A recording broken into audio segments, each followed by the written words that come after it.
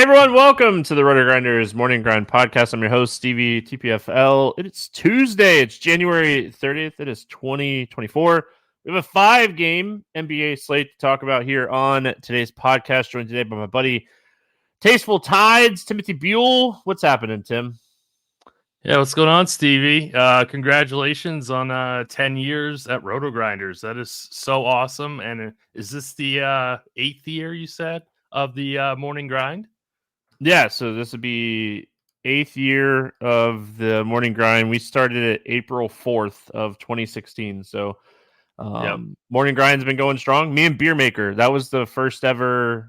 It was opening day of the 2016 baseball season. Me and Beer talked about baseball. That was our first podcast. So I think we're getting close to like passing 1,500 episodes of the podcast. But yeah, 10 years. Very cool. It's been a wild ride. I mean, I'm pumped, right? Like I get to talk sports every single day, all day, and get to meet and talk to a bunch of awesome people. So I appreciate it. I appreciate everybody that reached out on Twitter and everybody talking about it on YouTube.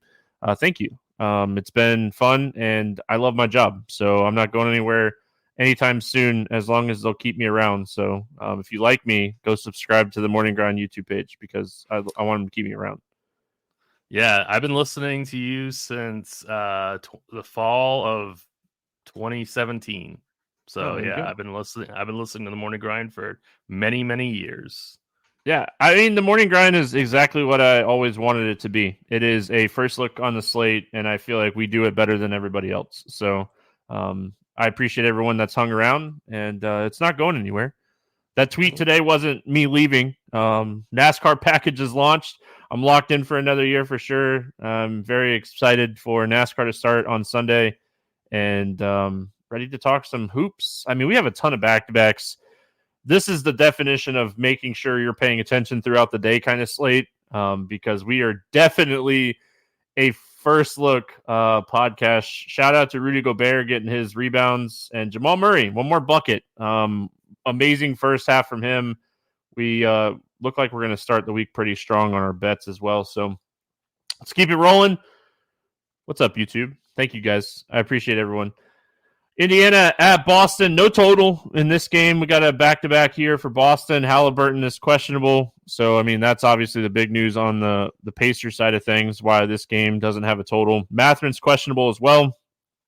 Jaylen Brown and Miles Turner. So, back-to-back for Boston. Porzingis did not play Monday. We'll see if he's back for this one or not. Horford played, so we assume he sits. He doesn't typically play back-to-backs on the Boston side. So maybe Porzingis plays, Horford doesn't play, or Horford sits, Porzingis plays kind of thing. Yeah. And then on the Pacers, we're talking about two bigs with Jalen Smith and Miles Turner questionable, so that's something that we're going to be watching throughout the day. But let's start with Indiana. Siakam finally had his, hey, I'm part of this team the other night against Philadelphia, 61 fantasy points. He's starting to find that role, right? He's starting to find out where he's going to fit. And, I mean, him and Halliburton playing together is going to be phenomenal, and we're just all patiently waiting for it to happen. Talk to me here about the Pacers. Yeah, so Halliburton said on Monday morning that he intends on playing on Tuesday. So I expect that he's going to be playing. Really terrible matchup. He is 9,900, but I mean, coming off an injury, I think he's a pretty easy pass for me. Same thing with Siakam.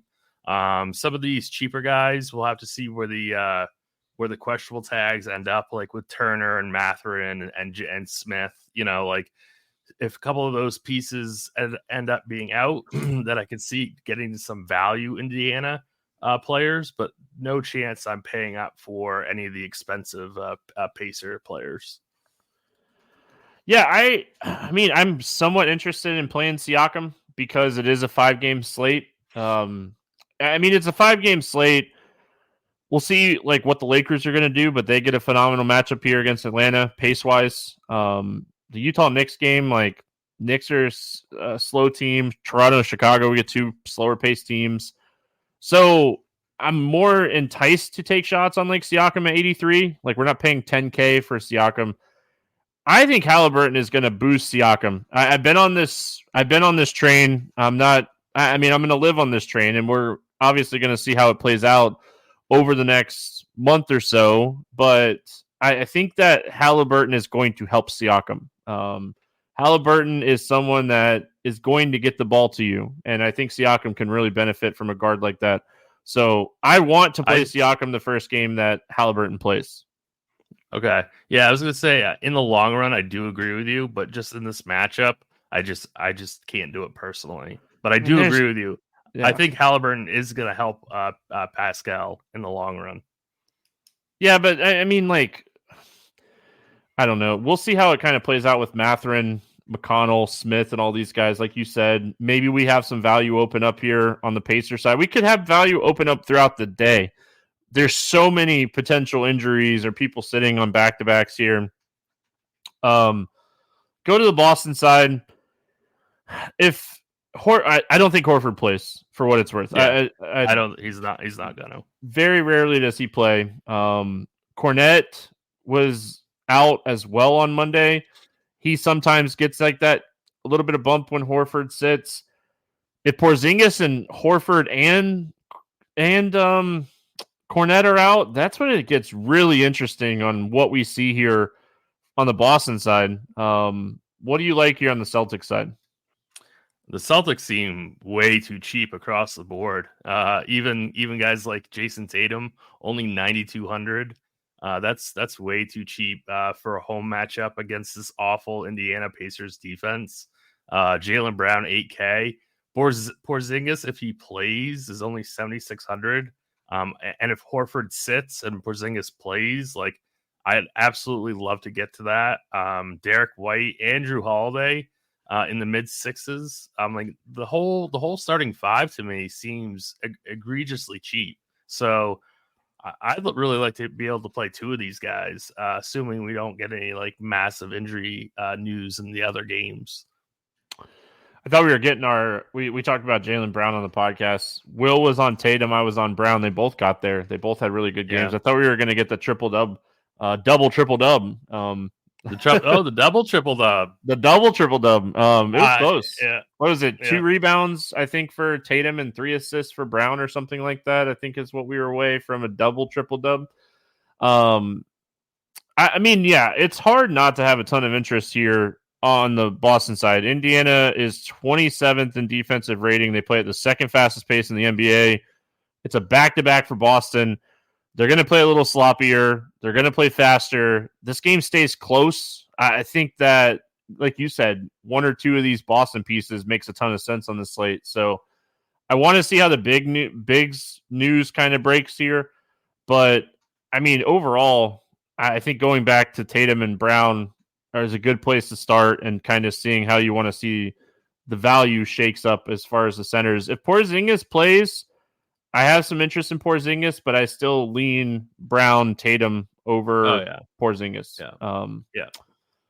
Just overall. I mean, overall. Tatum 9,200 against the Pacers is like, he's going to be popping into optimals, I'm sure. Like, that's so cheap. They've played 3 times already this year, and he's averaging 60 fantasy points. I'm not surprised at all. All right, we got Lakers at Atlanta taking on the Hawks. Back-to-back for the Lakers, so no injury report for them. And then on the Hawks side, Hunter is questionable, and Murray is questionable. Those are the 2 that we'll be watching here throughout the day. Lakers side, I mean, LeBron and Anthony Davis are questionable every single day. Yep. Maybe we get some rest here from LeBron or AD or both, because like we talked about on the podcast yesterday, we saw huge minutes for these guys against Golden State on Saturday. So it wouldn't shock me if we get a rest day here for these 2. I was looking.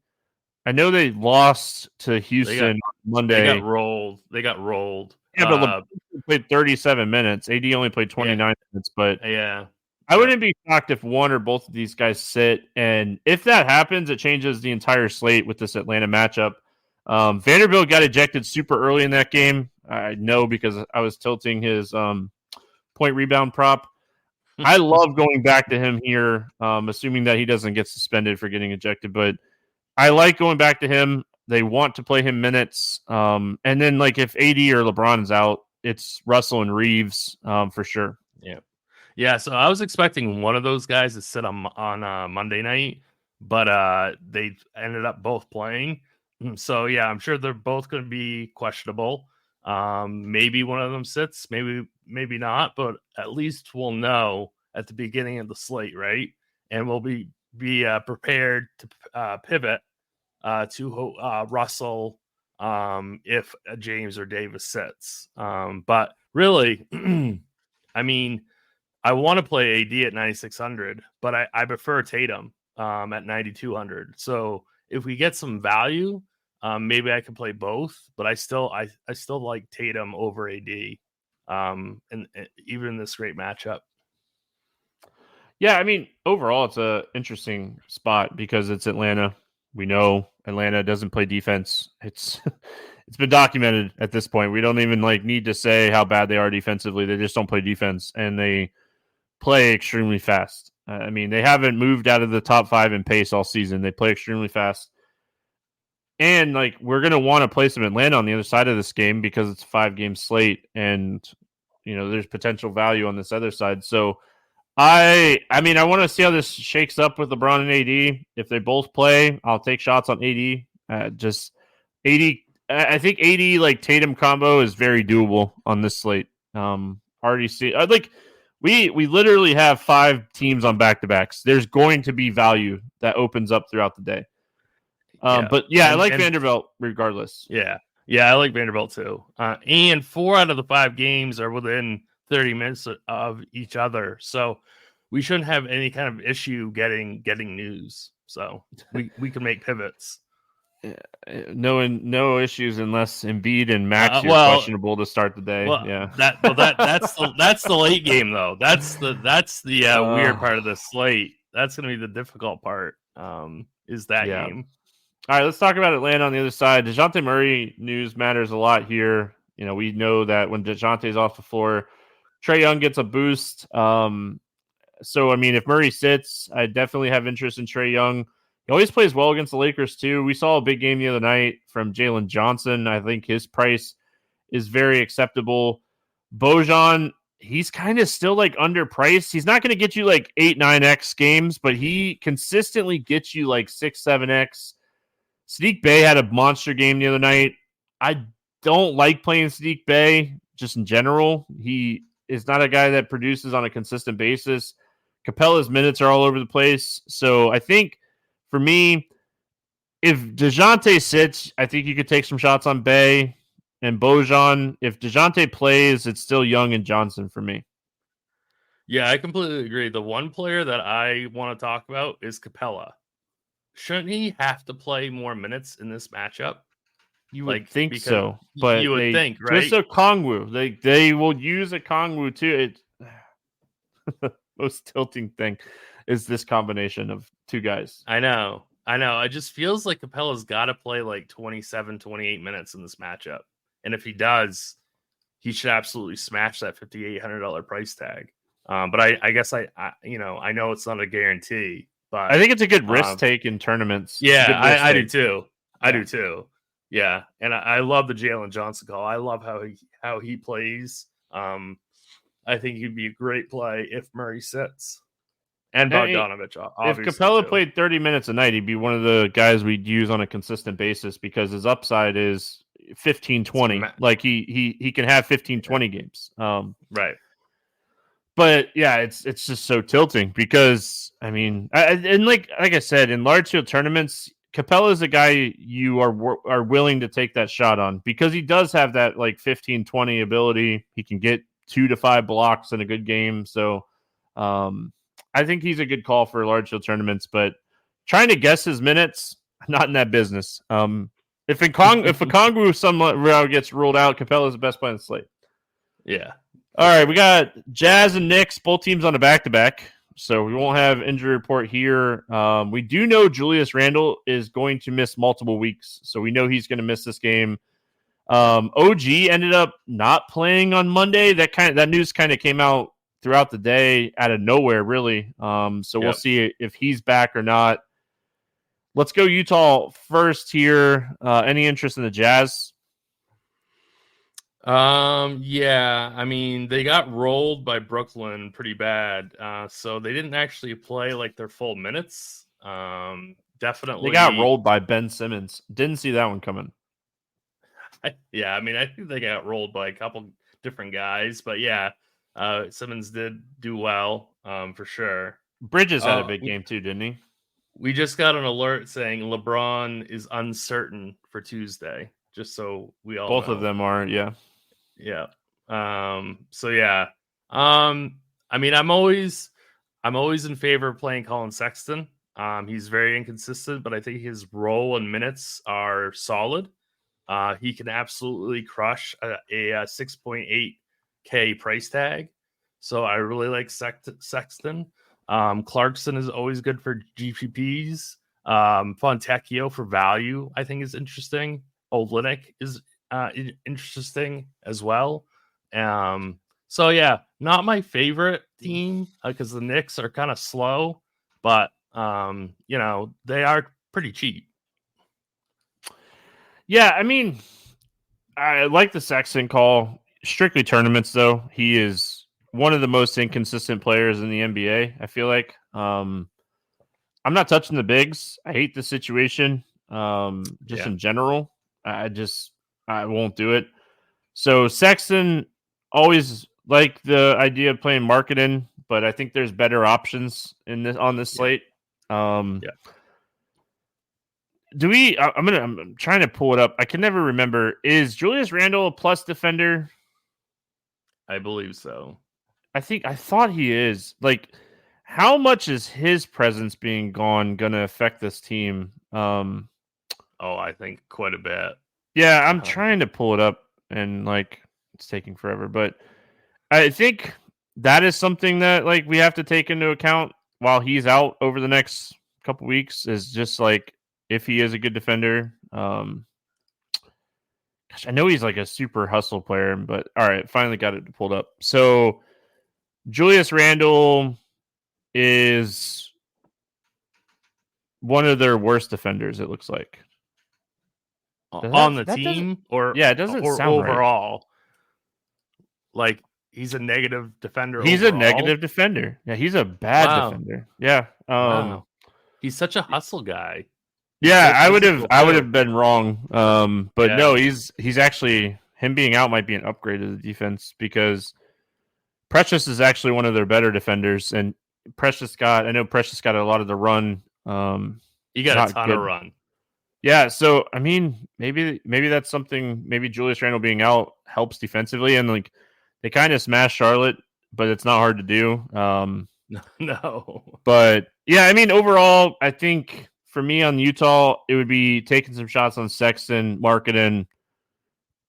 Clarkson's at that weird price tag, and then maybe some of the value guys, depending on any news here. And then on the Knicks side of things, I think I'm out on Hartenstein until we see him get back into that 30-minute role. Yeah.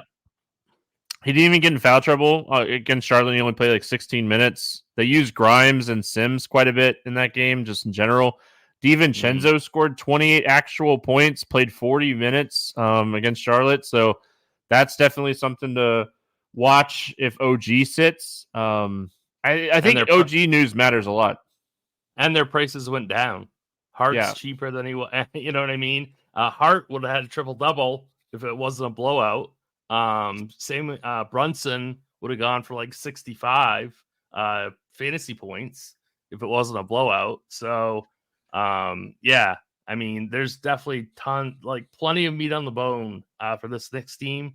Precious busted as mega chalk on Monday. So, he could end up being lower owned than he should be on Tuesday's slate. So that's something to keep an eye out for. He was plus 20. He didn't have a bad game. He just didn't perform fantasy-wise. Fantasy-wise, he was awful.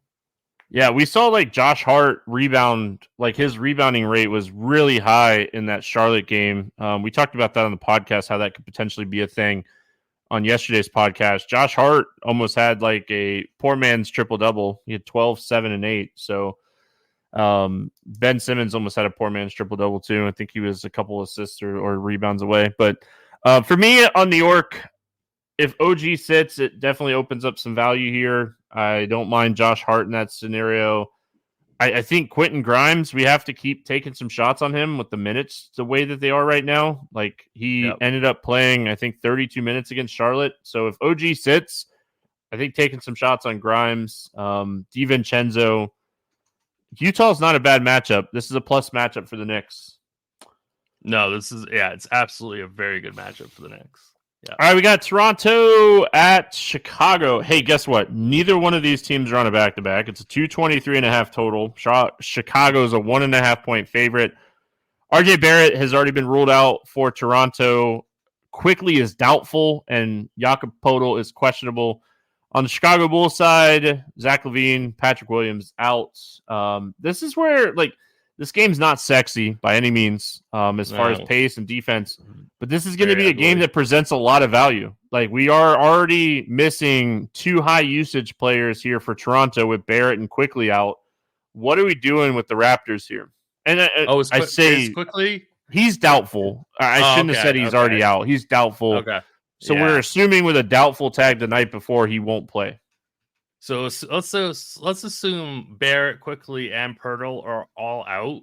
That would make Dennis Schroeder an amazing value play. Same thing with Gary Trent. Thad Young, I think, would be very, very interesting as well. Scotty Barnes, 8,800. He's going to be tough because we have guys that are right around that same price tag that I think are better.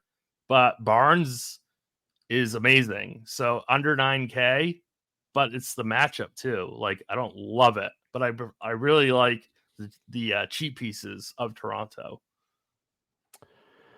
Yeah, I mean, so for me on Toronto here, Schroeder, solid.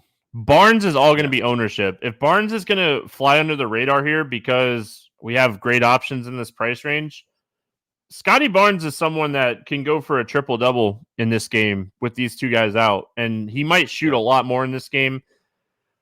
I think Bruce Brown is interesting from a scoring standpoint. His rebounding has been up a little bit here recently as well. Thaddeus Young, like you mentioned. The only thing that I hate about Thad is you only play him at center, so it's tough. Large field tournaments, though, as much as I hate to say it, I think we take some shots here on Nora. He's too cheap at 4,200 if these two guys end up missing this game. He played 31 minutes the other night against Atlanta. Obviously a much better matchup. But if he's going to get 30 minutes, I don't really care about the matchup at 4,200. So I think Nora is a phenomenal play here, assuming that both of these guys sit. I'm really glad that you brought him up because I completely forgot about the minutes that he got last game. So that's a really great call by you. Grady Dick got 25 minutes the other night too, and he's 3,600. So again, like a lot of potential value in a game that's not sexy, but the minutes are going to be there for some of these cheap guys. Yep. Chicago side of this one, my boy Yeezy in chat already on it. AU 4,800, 3 straight games now with 30 plus minutes, 4 of his last 5. Double-digit shot attempts in 4 straight games. I mean, Toronto's going to be a little shorthanded here. Could Chicago maybe get ahead in this game and blow them out a little bit? I think that's an angle to potentially take. But AU, I like him a lot at 4,800. I had him written down. I think Vooch, like thinking about the pieces that are missing here for Toronto, I think Vooch could be in for a good game here. Kind of like this, like, not necessarily expensive center, but when we're looking at the slate, kind of on the high end of centers, I think Vooch kind of goes a little overlooked on this slate too. I think he goes overlooked, and I think Kobe White will go overlooked as well at 7,300. I really like him. They play him a ton of minutes. Toronto, since they made this trade, they're like one of the worst defensive teams in basketball. So it's like definitely get to some Chicago if you can. I really like Kobe White. He's too cheap. Yeah, I don't mind Kobe White. I don't mind Vooch. My least favorite's probably DeRozan. And I know like DeRozan has that like 50-point upside, but DeRozan's, I mean, maybe playing Toronto, maybe there's a little bit of, revenge. I don't know. That's a long revenge. That was a long time ago, man. That was a long time ago. So yeah, I think overall here for me, prioritizing AU because we're gonna need some value, right? We're gonna need some value. I like it. Derek in chat says friends don't let friends play DDR. That goes back to old morning grind. We were talking about how old the morning grind is. That goes back to old morning grind. That's a good one, Derek. Yeah. But yeah, I think there's a lot of value in this game. It definitely is one of those games you can circle to use a lot of value. I know it's not a sexy game, but we'll see how it kind of plays out. But let's go to the last game of the night. We got Philadelphia at Golden State. No total in this game. Back-to-back for Philly. I mean, front end sit here for Embiid, and Maxey got ruled out. He's been dealing with like an ankle sprain. Embiid's dealing with like knee. Do you think overall? Do you think it's just the front end sit for Embiid? I don't know, because like he's getting close to that limit where he can't win MVP, right? Yeah, he's over it now. I don't know, but he's getting really close, and that's what I wanted to bring up. Like, I think he's really hurt, so I don't know if it's just a front end sit. Yeah, I don't think he can. I mean, I don't know where he's at with it, but I don't know if he sits. And like Philadelphia is still really good in the East, so like if he is hurt, they're okay. Right. And I don't even think like if he is eligible for MVP, I don't know if he even is going to win the MVP at this point with how many games he's missed. I think that they'll take that into account. So, I mean, it's tough to say what to expect here on the Philly side. That game just got, I mean, they're in the beginning of the second quarter. So it's tough to kind of talk about how it's going to play out. But I assume that Beverly, Reed, Harris, all going to play big minutes in that game. Back-to-back. We'll see what happens. Tobias has been sick. He's close, everyone in chat. We know he's close. I don't know. I think it's like 16 games. I don't know how many games he's missed.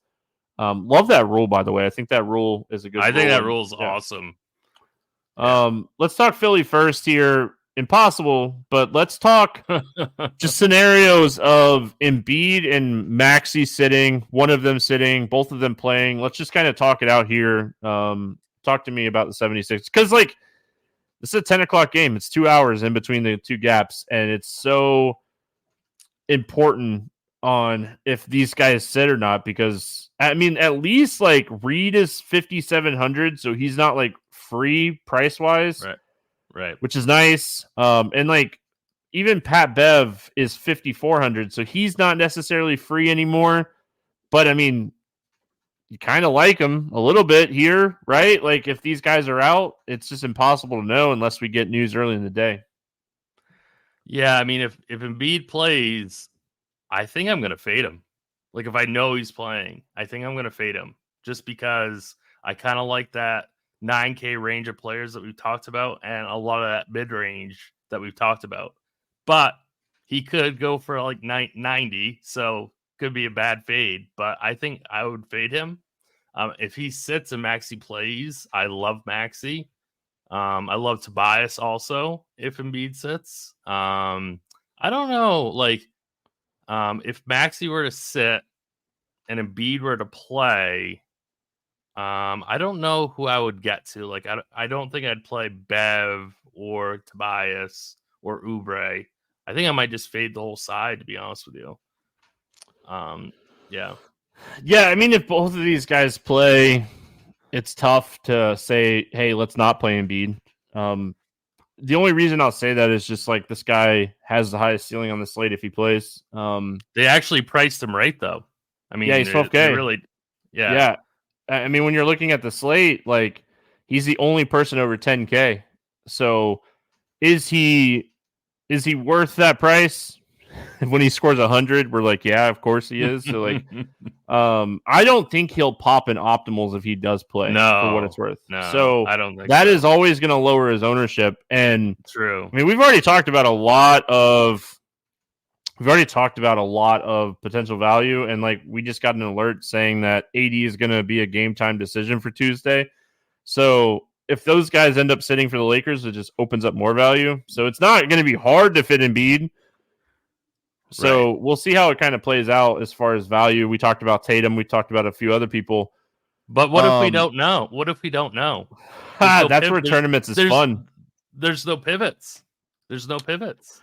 I mean, so say if you're going to play Embiid, he has to be in your utility spot, and you have to have at least two people from this game, in my opinion. Right. Because like you're not going to beat down to Curry, hoping that Curry has a monster game, and then you're upping somebody in your forward or guard spot, hoping that I mean, it's tough because who do you have in there? I mean, that's why I don't really want to deal with it. You know what I mean? Like, unless I know, because I don't want to be dealing with 2v2s, in a sub-optimal spot. Yeah, but a lot of people are going to be thinking that same thing, and like the edge might be there. Like if Embiid plays and he scores 80 and you don't have him, you're probably in trouble. I mean, it's a 5-game slate. I don't think many people on this slate have that ceiling. No, definitely not. If he gets 75, he's also 12K, and I get that too. Yeah, if he gets to 75, you're probably dead. The risk that pays off here is Embiid playing if you have him, right? If he sits, that's where you're probably behind. So like you have to have a strong feel of whether or not you think Embiid's going to play in this game and trust your gut. Or like any kind of news here. I don't know. What he's gosh, it's tough. It's tough. And like I don't have a lean either way. Like I think it's going to depend on like how the slate kind of shapes up too, because like if AD and LeBron sit, it just changes the slate so much. DeJounte sits, like it just changes the slate. So I think you're going to have to kind of feel this one out. If you have a lot of chalky value and you want to get different, that's where you're probably like, I'm going to take the shot and see what happens. So, Golden State side of this game, I don't necessarily have a ton of interest in the Warriors here. Like, I mean, if Embiid doesn't play and you have him in your spot, you're just sliding in Steph. I mean, I don't think you think twice about that. Like I said, I think you have to have Embiid in your utility spot. But outside of that, I mean, I don't necessarily have a ton of interest in Draymond. He got there against the Lakers the other night, but that game went into double overtime. So it's kind of tough that like we saw a lot of upside from those guys in that game just because it went to double overtime. The minutes were high. But I'm not seeking playing these guys. I mean, if anything, maybe if we don't get a ton of value, Kuminga and Wiggins, but that's about it for me. For me, it would be Draymond, and that's it. That's the only guy that I've interest in. Yeah, but I mean, so say you have Draymond in a center or power or a forward spot, you have a really bad play work out. Kuminga's the best pivot, right? Like if you think Draymond's going to have ownership, I think Kuminga is who you pivot to be different. So yep, I agree with that completely. All right, let's play the morning grind game, and then we'll get out of here. Should be a fun one. If you can't sit on a computer from like 7 to 7:30, this is probably not the best slate to go heavy on. There's so much potential news with all these back-to-backs. So, favorite play under 5K to go 7X. Who do you got?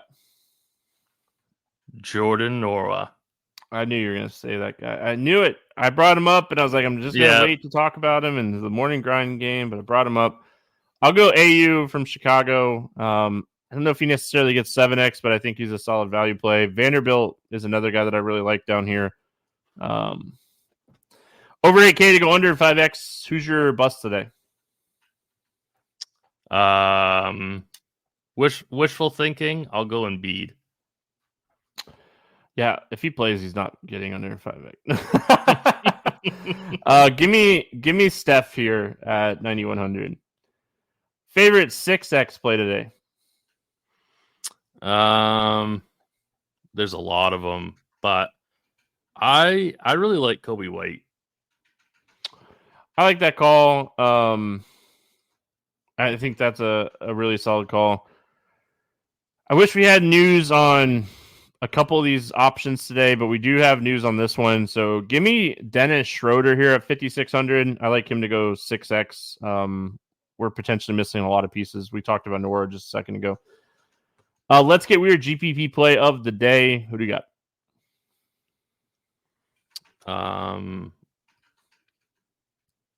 I'll go Capella. He won't be chalky. I don't think he will be.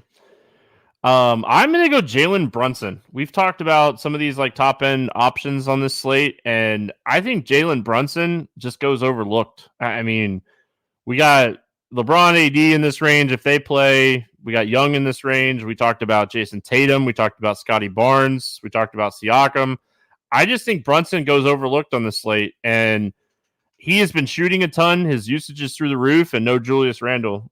So ton of interest in Jalen Brunson here, and hopefully he goes overlooked. As far as the betting questions, we got nothing. There's no odds up that are going to jump off the page, and there's no props up whatsoever. So we're going to skip the betting questions today. Tim, any final thoughts before we get out of here? No, thanks again, Stevie. Always a pleasure. Man. Thanks for hanging out, and we'll see you again next month. I don't think, because there's only like 2 days left, but hope everyone has a fantastic Tuesday. We're back Wednesday talking hoops. Good luck, everyone. We'll see you then.